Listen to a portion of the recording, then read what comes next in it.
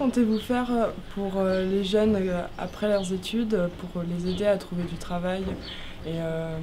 par rapport au manque d'expérience qu'ils ont et toutes les difficultés qu'on a à chercher du travail, à trouver du travail? Lise,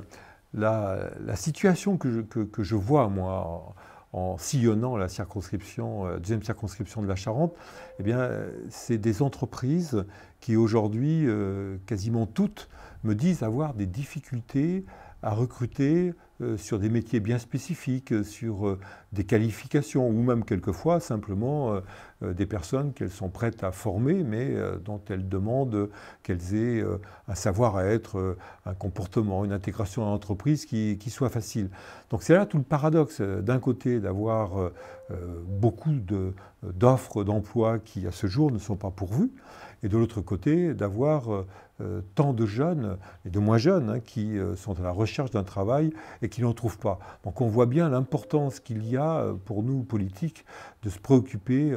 d'avoir toutes les passerelles nécessaires pour bien faire se rencontrer l'offre, la demande et puis avoir toute une organisation qui permette d'avoir des formations qui soient en phase avec les attentes de l'économie, les attentes des entreprises comme des collectivités, comme des associations. Donc voilà la difficulté, puisque d'un côté, des jeunes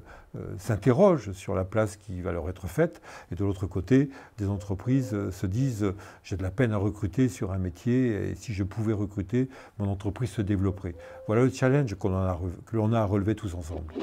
Bonjour, ma question c'est comment faciliter l'accueil des jeunes en apprentissage dans les entreprises? Oh Chloé, ça c'est une vraiment très très bonne question, puisque on ne cesse de parler de l'apprentissage en comparant la France aux autres pays, en disant mais partout ailleurs ça marche, et en France on ne cesse d'évoquer des plans, des mesures pour développer l'apprentissage, et en fait on est toujours à un niveau très faible, alors que franchement, aujourd'hui, la voie de la réussite, la première voie de réussite possible pour tout enfant qui veut s'insérer dans la vie active, c'est l'apprentissage. Mais pour ça, il faut évidemment trouver un employeur qui joue le jeu, qui a envie. Et si aujourd'hui, si peu d'employeurs ont envie de prendre avec eux des apprentis, c'est peut-être aussi parce qu'on a des réglementations, on a un carcan, peut-être même des coûts